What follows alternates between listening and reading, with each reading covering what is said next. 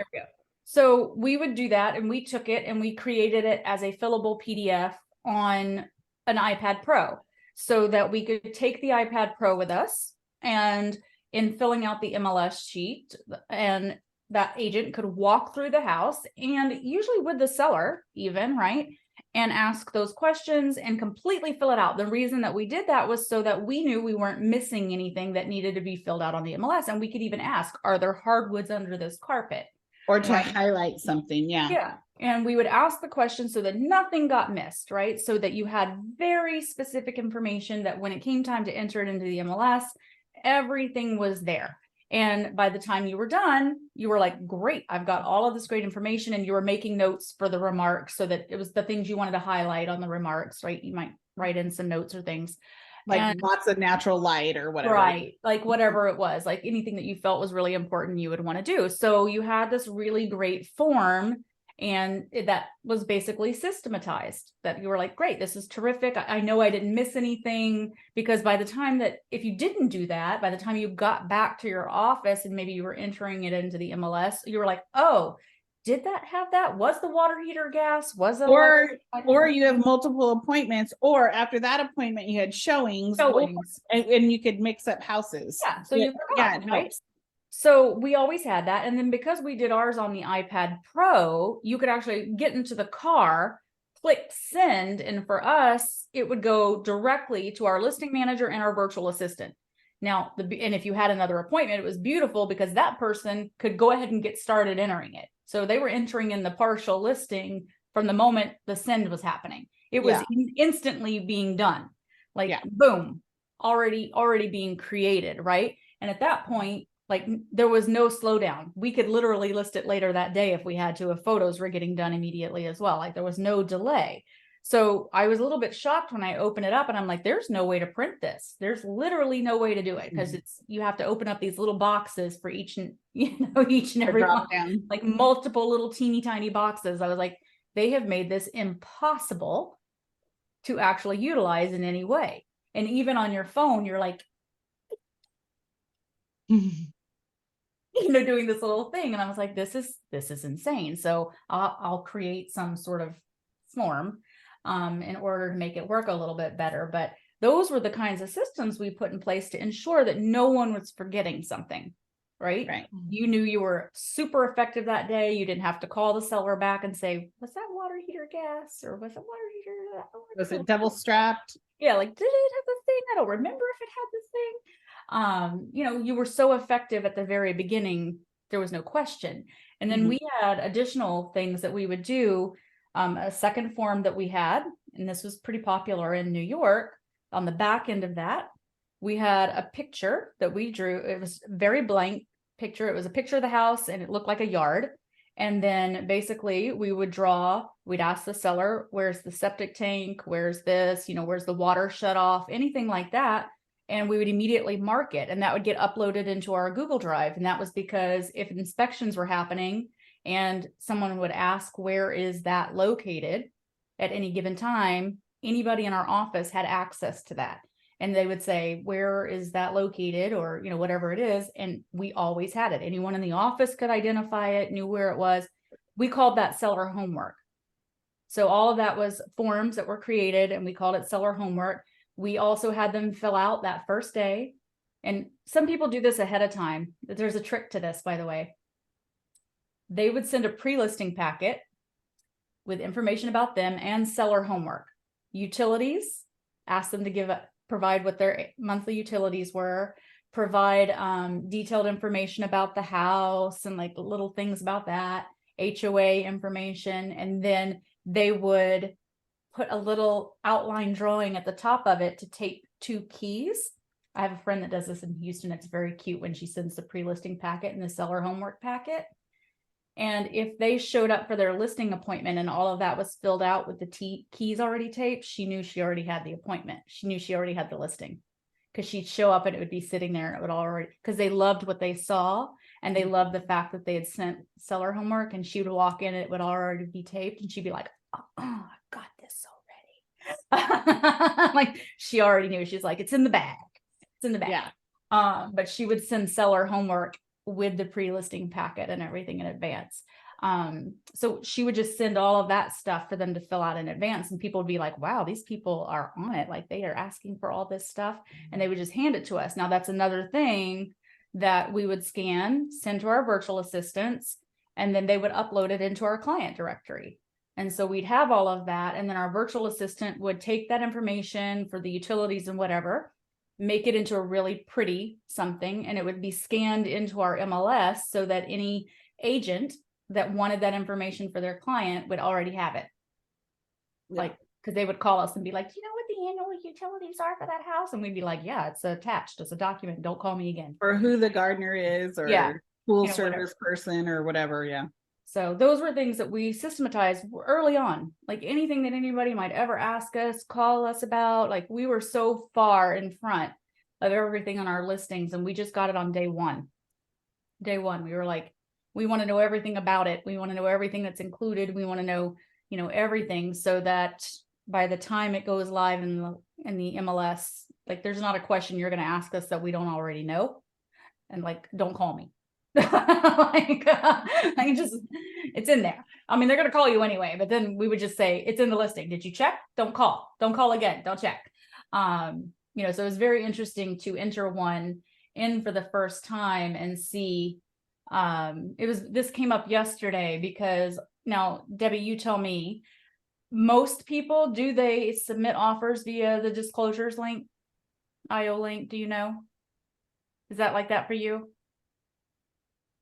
Up in your area, it's more common. Here, no, we don't No, they use do it via email? Disclosures IO. No, we don't use Disclosures IO here, but I know up in your area, in the Bay Area, they do, because I do TC for a couple agents up there. Okay. Yeah. I was seeing that Rick was putting that it could be done either way, but Anthony and I spoke about it, and we would prefer it to just be done and on the disclosures link, and just keep it consistent to one, because it's just very nice to be able to just have one. Yeah. Well, because here the buyer gets the inspections, the seller does not. A seller can, but it's the buyer's responsibility to do their due diligence. And that's the stance that this particular market area does. Interesting that it's different there. Yeah, well, it's that way in Southern California too. At least when I was selling down there back in 2015 and 2016, buyers do the inspections. And although I do like the idea behind why Northern California does it that way, you know, that way everything's up front. And I do like that concept. But yeah, here we don't typically, I haven't seen anybody use Disclosures IO here. Okay, interesting. I know that. Yeah, or in Southern California. Yeah. You want to hear something interesting? In New York, sellers can pay $500 and not disclose a darn thing. $500, not disclose a darn thing. And buyers just do their own inspection, and it's just basically buyers beware. You can pay $500 flat at closing and not disclose one single thing. That sounds sketchy as heck. Yep. Now in Connecticut, which is just over the border, you do have to do a seller disclosure, but and again, buyers just do their own inspection. But in New York, they just sign one little piece of paper that says, I'll pay $500 at closing and not have to do any disclosure. But can the buyer, does that remove the buyer's contingency? Can the buyer cancel because of something they find on the inspection still? Yeah. Oh, okay. Okay. Then that's fine. Yeah. But they'll be not like, even a death. They don't even have to disclose a death. They just be like, I'm just going to pay $500. Peace out. You pay $500 and zip it. Yeah. That's what they all do. Everybody pays the $500. Everyone pays the $500. Yeah. Everyone. Yeah. So I know it's a little bit nuts. So I would say, you know, based on the fact that this is a systems call, and what I'm finding is that, you know, I really am seeing that it's needed more than ever. More than ever. And especially, I think, because of some of the limitations with the MLS, right? And I'm seeing why I was hearing little bits about things getting missed, things like not being seen or not being input in the system. I'm seeing like why that would be easy to do. Definitely seeing why that would be easy for it to happen. So like I'm just processing in my mind about that. And then like for now, I'm also thinking about, and Laura and I are getting back into this with like scheduling open houses and that system, and tracking things like our open house signs or our for sale signs and our lock boxes, and just like like I was thinking we had all our open house signs in the thing, and then I find out from our seller who just took our listing off, she's like, oh, you've got a bunch in the garage. And I was like, why do we have a bunch in the garage? And then I find out that one that's in contract and that's about to close, she's like, oh, you've got a bunch of open house signs in the garage. And I'm like, how are all of these, like, who's not bringing our signs back, right? Wow, Like, so you have to like inventory lock boxes, open house signs, for sale signs. uh-huh. Do you guys do your own posts, or do you hire somebody to do No, that? we have somebody who does it. Yeah. Okay, so you don't have your own posts? No, yeah. No, but you have to inventory all of your signage, all your lock boxes. Oh, wow. Yeah. So I'm like, okay. So I created a spreadsheet the other day, I sent it to Laura. I'm like, here we go, Yeah. here we go, here we go. You know, so it's like a system, right? Because normally I had one in New York, right, where I had all of that stuff done, but I was like, we don't have a spreadsheet, we don't have anything, you know, none of these are labeled, and like nobody knows where they all are. And so again, it's a system, and I've had that in the past, but we have not had that here.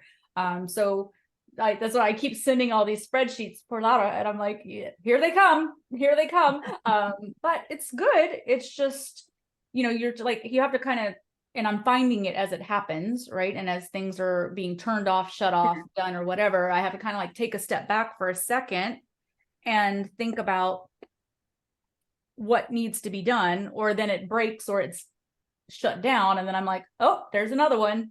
Oh, there's another one. And, you know, I was in it, but like not in it every day. I was mostly accountability and coaching and whatnot. And then now to have to like dump into it and really start to see And manage it. Now you're like, okay, system for that, system for that, system for that, system for that. And then now, and I don't want to have to be in it. Like Casey and I were just on the phone, and she was like, this cannot be where all your focus is. We cannot afford that. Like, you have got to figure out how, we've got to have you over here. And I said, yes, you're absolutely right. But initially, I've got to get enough put into place where the flow happens. So looking at it and being able to say, how do we make it flow? How do we get enough put into place to make it all happen and work really well for the agents? Because I've got the Zillow Flex team on top of that, right? And that's starting to pick up, and I've got to hire enough people, and then I've got to get Anthony up and running. Like today, I'm like, oh, I got to get. Has he completely moved up? No, he's going to be completely in on the 15th, right? So, but like today, it was like, oh, got to get new sign panels, right? Got to get those done and ordered and put in place. And you know, each one of those little things is like, and the list just keeps getting longer. But you know, it's once you get them going and everything starts to really connect, and luckily you have to invest that time and effort. It's time up front. And that's what I said. It's like, it's both exciting and terrifying because the list keeps getting longer. Right. And I told Laura, I said, at first it was this was a problem again. This became a problem again. And then I was like, okay, I'm going to break out the agile. And I was like, so I started like adding on the list. And Anthony was so funny yesterday. He saw it. He's like, that's a really big list. And then he looked at it, and I was like, oh, that's just I call it the after 10-10 list, because that's in Boston, you know. And then there's the pre 10-10 list. And then there was the real list that was even before that. Right. And I was like, that's not even counting. I haven't even taken the stuff off of these or on my notebook.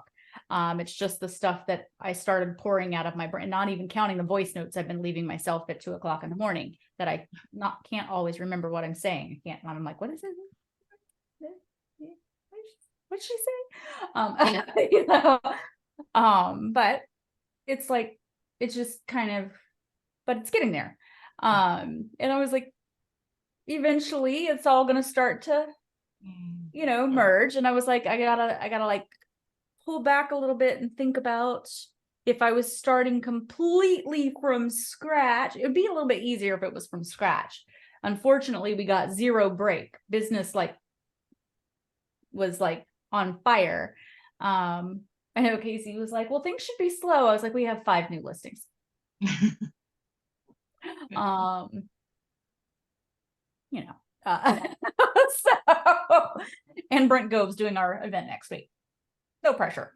But I think it's going to be good, because I think when you start a little bit fresh with all new systems, because you didn't really have very many, I think it's a good place to be. And I think if we can, and because we kind of have fairly new people on the team who aren't familiar with any systems, because they weren't using any either. It's like, that's all they know. So I think probably the biggest hiccup is lack of use of KV Core. But right now, all the Zillow Flex people are having to use Flex. So that's the priority, because KV Core, Zillow requires us to use their stuff. So I feel like we're okay. How about you, Debbie? How are things? I'm gonna say things are looking up. Because when you're laying on the back on the floor, either you're looking at the concrete or you're looking up. So I choose to look up. Okay.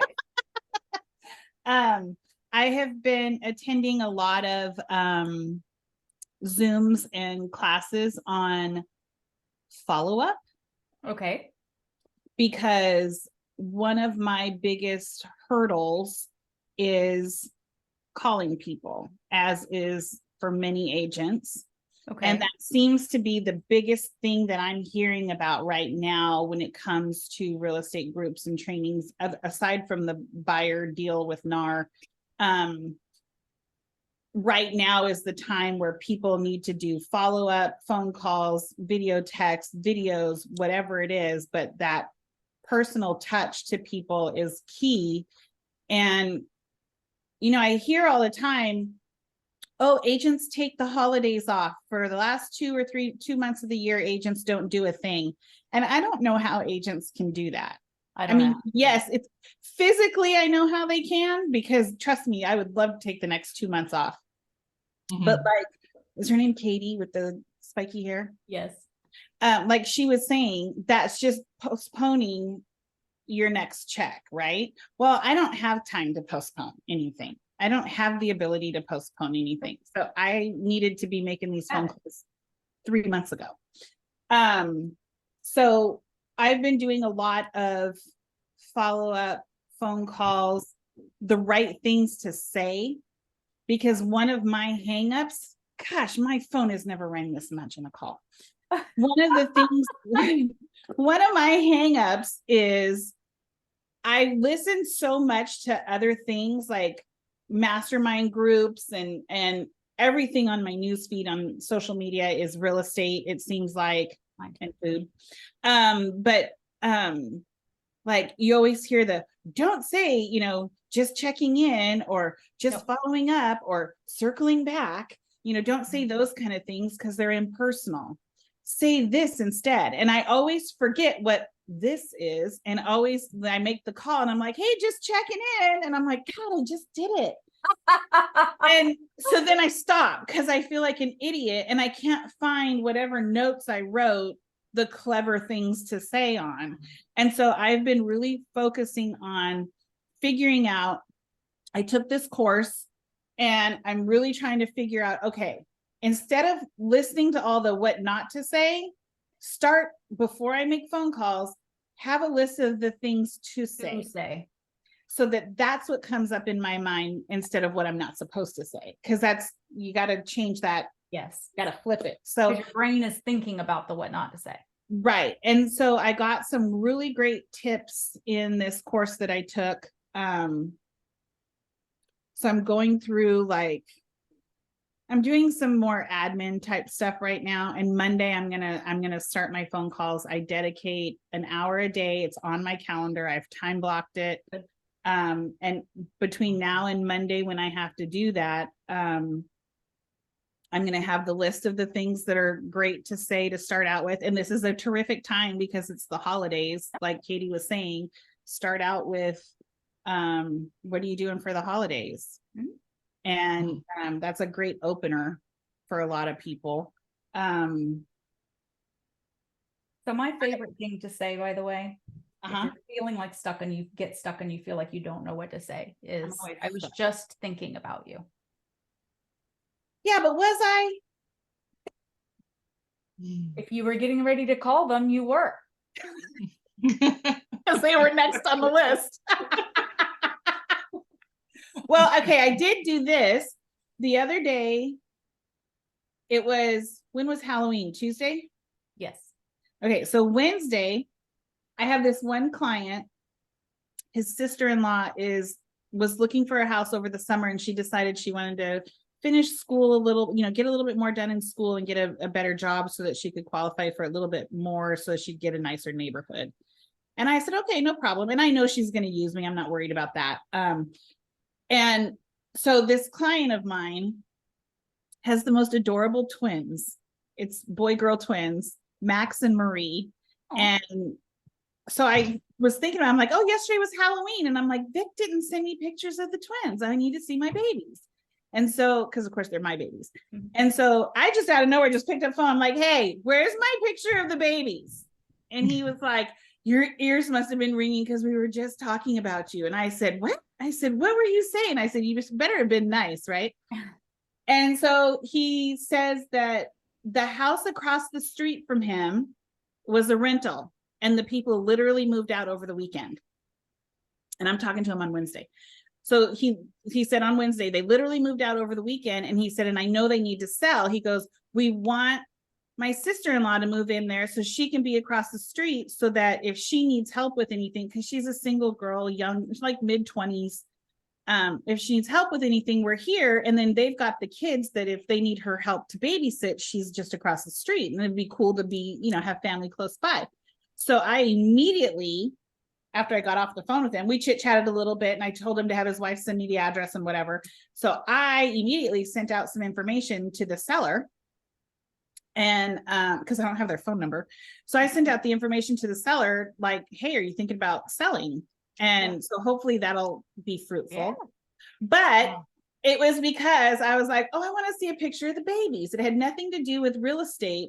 And I unfortunately don't have, I say all this to say, I unfortunately don't have that close of a connection with all of my clients. Some of them have had, like, I don't know, I'm not as close with all my clients as I am with this one. This one particular client I got really, really close with, and like I'd go to one of their barbecues, like we would hang out totally because they're funny as heck. Anyway, I just always feel like there needs to be a boundary between professionalism and personal, but I think I need to ease up on that boundary a little bit and get a little bit more personal. And I think I'm afraid to do that because I was born in 1970, and I come from that era, like where I grew up with my mom wearing pantyhose to work. Got it. And you had to dress a certain way. And when I started in real estate, my manager wouldn't let us in the building if we had jeans on. No jeans, period. You're a professional.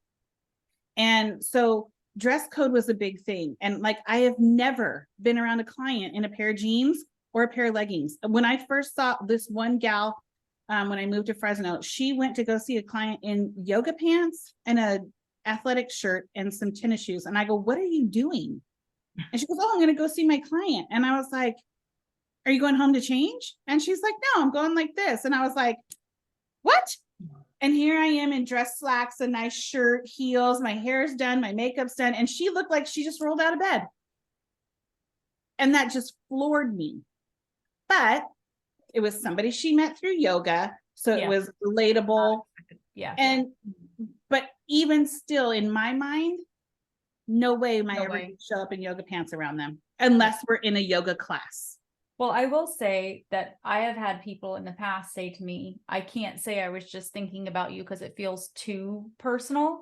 And I will say I had them change the script to, I just passed your house. I was just thinking about you. I was just in your neighborhood. I was just thinking about you. I just saw your address. I was just thinking about you. Or like you can change it to, I just saw, oh, I was going through my files. I saw your name. I was just thinking about you. So you can always add just a little a little bit to make it not seem stalkery or not seem too personal. People love to hear that phrase. I was just thinking about you. They Well, love it. That's I something in have your brain. I have called a past client actually from this summer. And he's, well, okay, I do have a more personal relationship with him too.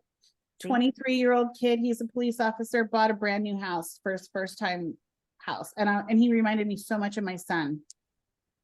And he lives by this Target shopping center. And I was at Target for something. And so I just called him as I passed by his house. I'm like, hey, how's it going? What's going on? Like, what's going on with you, Debbie? I'm like, well, I was just driving past your house and I thought I'd give you a call and see how things have gone with moving in and everything. And so I have done that. But that has been absolutely genuine. I literally was driving past his house. Yeah. Yeah. People just liked it. I mean, they just like to hear that and they like to feel that. And it's really, really impactful. So, I mean, if you're struggling to make a call, or you're struggling to feel like the need to make that call, that's an easy one.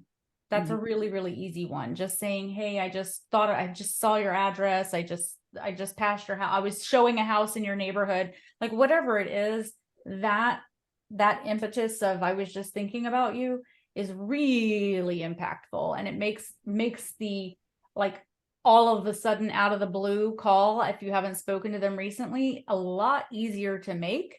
And they're like, oh, you were just in the neighborhood. Oh my gosh, that's so great. And like, if you have to drive through the neighborhood beforehand just to make yourself feel better about making the call, then drive through the neighborhood beforehand because then you can say, oh, I just saw, like, they added this, or I saw this other house, or whatever. It's not bad to drive through the neighborhood beforehand. Oh, your decorations outside look good. Yeah, like whatever it is, if you've got the time to do it, do it. But this is my favorite time of the year to be able, like, when Katie asked me and told me what she was talking about for the call today, I was like, it's my favorite time of the year. You know, we used to talk to people all the time because people will check out, right? This is the time of the year, like, we're starting November 1st until January 1st.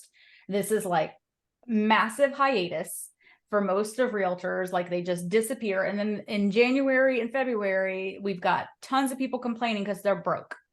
Yeah. I'm like, you could literally be one of so few realtors that could be doing really well at the first quarter because everyone else is on vacation and they just check out. But so many people just leave it behind and don't do a darn thing. This is the prime opportunity to take listings. This is the prime opportunity to be handling buyers because so many other people are like, oh, it's the holidays. I'm like, okay, there are officially, ready for this, between now and January 2nd, only actually 3 days that are holiday. Thanksgiving Day, Christmas Day, New Year's Day. Yeah, there's really only 3. Like, everybody's like, it's the holidays. I'm like, there's only 3 days. Like, everyone's like, oh, and I'm like, 3, count 3 out of that whole day, out of the whole time. I'm like, really? There's only 3. So everyone else is like, oh, it's the whole time. And I'm like, don't get me wrong, Christmas is my favorite. It's quite literally my favorite. It's a big deal for me, but it's still an incredible time. This is when a lot of people want to go look at houses because their families are here.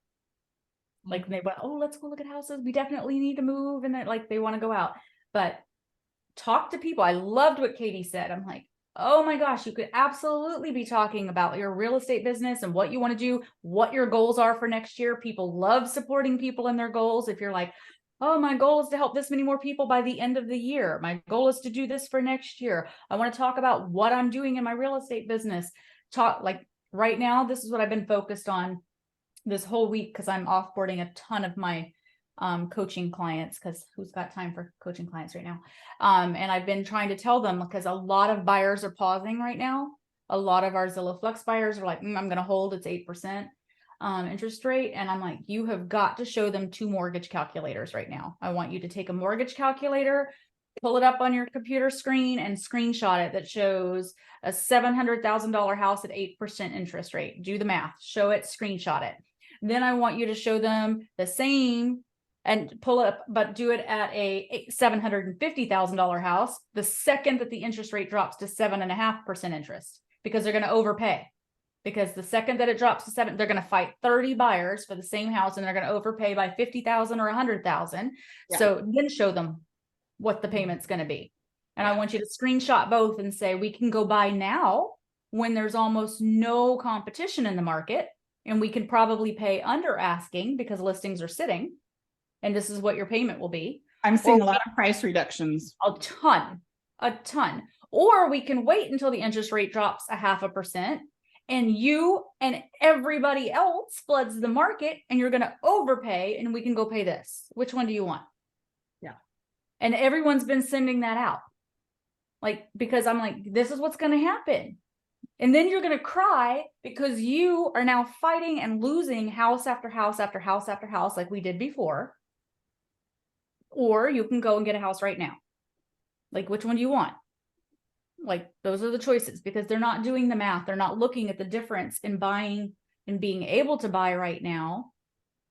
And they're not looking at like, oh, my actual payment will be more if this is what happens. Because they're just thinking 8%, 8%, 8%, 8%. And I'm like, sit down and do the math with them, because they're not realtors.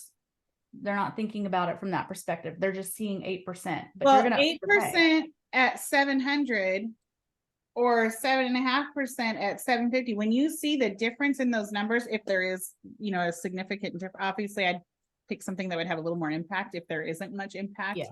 So like if 750 at 7% makes, obviously is going to make a little more impact than 7.5, but is 7% realistic? Who knows?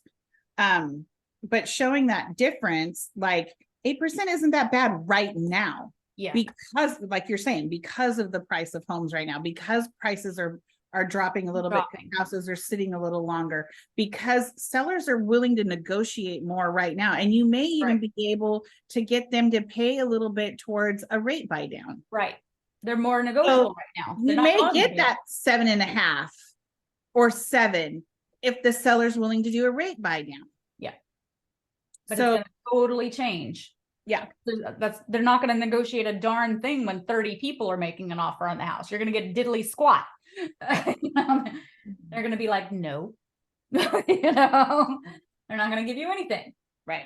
It's trying to get people to understand that right now. It's about having a conversation with them. And instead, what most buyer's agents are doing are just saying, okay. And I'm like, that's not your job. Your job is to inform them and educate them and tell them what to expect. Don't say, okay. Say, hey, it's my job to let you know what this is going to look like for you so that you can make the best decision for yourself in purchasing a home. Like, that's our job as realtors. And it sounds crazy, but it's a system. Like, it's a system. It's like, let me, I'm your consultant, and, this is the biggest purchase you're ever going to make in your life. And let's make sure that I'm giving you the system to make the best decision possible for you. Right. And, it's about that. Like, everyone in the last 2 weeks is like, oh, all the buyers are just quitting. They're just quitting. They're quitting. And I'm like, did you give them the information to make the best decision, or did you just accept it? And they're like, well, I just said, okay. And I was like, well, that's not okay. And so my advice to everyone was, you can either individually email or text every one of them with their exact price point with maybe a screenshot of those two things and say, let's talk about it. Here's the mortgage calculator and what that looks like for you. Or you could send one mass text to all of the people in your CRM and say, here's an example of what this could look like. And then say, here's what your negotiating power looks like and how it will go away, based on what this is, and then see who answers, depending on how big your database is. And people have been getting some fairly positive responses, like, oh, well, I don't want to have to fight off 30 people and lose house after house after house. And I'm like, then get back out there and buy a house. You just had me think of a text blast idea. Yeah. I'm like, even if you got one or two buyers that came back into the marketplace and said, ooh, that is not something I want to fight off. And like, for people who went through that a couple years ago, right? For people who had to move in the midst of all of that and just lost and lost and lost and lost, fighting off all of those situations, who didn't have the cash to throw at it, right? And I mean, you remember, it was miserable. Yeah. You know what I discovered over the weekend? I had 120 Zillow leads that I never got notice of between 2016 and 2022. Wow. They were just sitting in your Zillow account? Yeah, I was like, what's this contacts tab? I'd never seen it or never noticed it. And I looked in my Zillow, I was in my agent hub. Huh? What email was it going to? Apparently it wasn't triggered to go anywhere because I never got either that or it went to spam and I never check my spam unless I'm looking for something specific. And so I manually entered because I wanted to make sure there was hashtags in it. I wanted to make sure that notes were put in it with each one because there was some that I did talk to, but I didn't realize I'd talked to. They were already in my CRM. I didn't realize that they were from Zillow. They were just calls that I got about listings. So when I listed my house for sale in Southern California, I've got some of those. I'm like, referrals. Yeah. You know, like I'm not discounting those. Those are going to be referrals. Yeah. And I've got a couple of agents in that area that I can refer them to and they will work the heck out of them.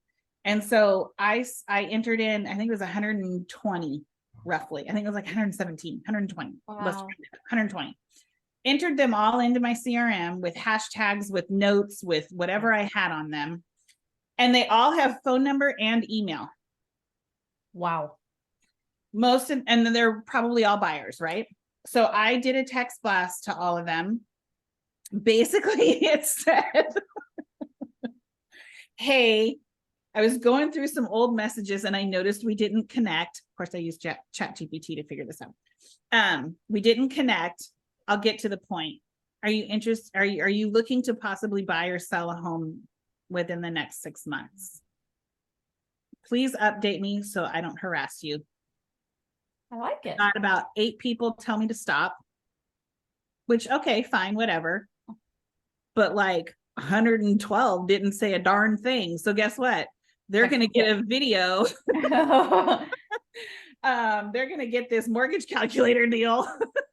I like it. My other buyers. But so they're tagged properly with my hashtags, you know, in KV Core, like they're tagged for Zillow, they're tagged as a buyer, they're tagged as what I've been hashtagging is when I was given the lead. So I'll put like met 2017, met 2020, even though I didn't meet them in person, I put met meaning like that's when I was first introduced. Yeah. Or first contact. But phone numbers and emails on all of them. That's amazing. So with all this follow-up stuff that I have been watching lately, I'm like, okay, I've got like 300 leads from this source that I need to contact that I got, but I didn't do much with them. At the time I did something, but I haven't done anything really in the last year or two. They still count. Yep. And then I've got leads from another source that I worked them. And then after a couple of months, they fell off. So now I'm like, okay, getting back on the horse with them too. And they're mostly buyers.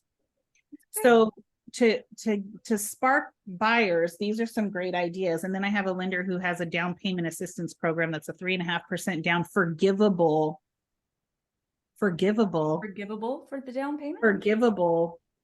3.5% down. Did I see you post on that on Facebook the other day? Did you post on something about that? I thought that was you. I wanted to, but I don't know if I did. I think you did. I might have. But so he's got this loan program that's a 3.5% down, forgivable, and he works all of California. So if you know anybody, I'll connect you with him. Super great guy. And so I'm going to do this mortgage calculator. That's going to be one touch. And then this forgivable down payment. Well, I might do the down payment one first because I don't know how long it's going to last. And it's not like the grant that there was only $2 billion allocated for it. And after you get the 12 people that qualify, that it's gone. Yeah. No, this is a forgivable FHA down payment assistance program.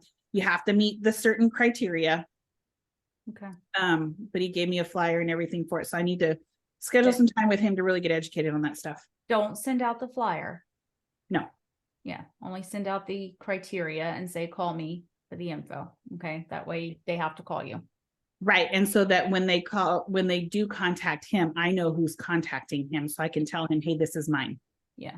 And he absolutely is very good about making sure that he knows who sent him who. Yeah.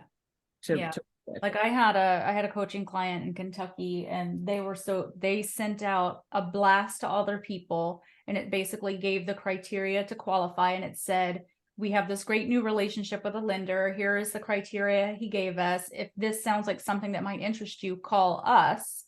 And they then got connected the people from their database with him. They made the introduction through themselves, and they then started helping them as a buyer. And that way they initiated the conversation. They started showing them homes, connected him, and they initiated everything on their end. And that was how they started generating the business that way. And they converted 12 immediately in the first month. It was crazy. It was much lower end price point than they were used to doing, but they didn't care because they got 12. Yeah. So I probably have, I would say I have 1,800 leads in my KV core, and I would say probably 1,000 of them are buyers. Yeah. So if I got everybody, if I got 5, I'd be happy. Yeah. Send it to everybody. Like, yeah, send it to everybody. And that's exactly what they were shocked. Like they could not believe that they got that many. And then they just kept running it. And it was just like, it was very specific criteria. And people were like, oh, this sounds like me. Oh, this sounds like me. I think I'm gonna come up with like a text code. Like text me back Empower, because his company is Empower Home Loans. So text me back Empower DPA or something like down payment assistance, or whatever. I love it. All right, I have to run. I have another 3 calls in a row with no breaks. So and you can't go take the dog out. Nope. I told you she's got to cross her legs until then. Like that's it. I told her this morning, I was like, don't eat anything, don't drink anything. I'll see you at 3:30.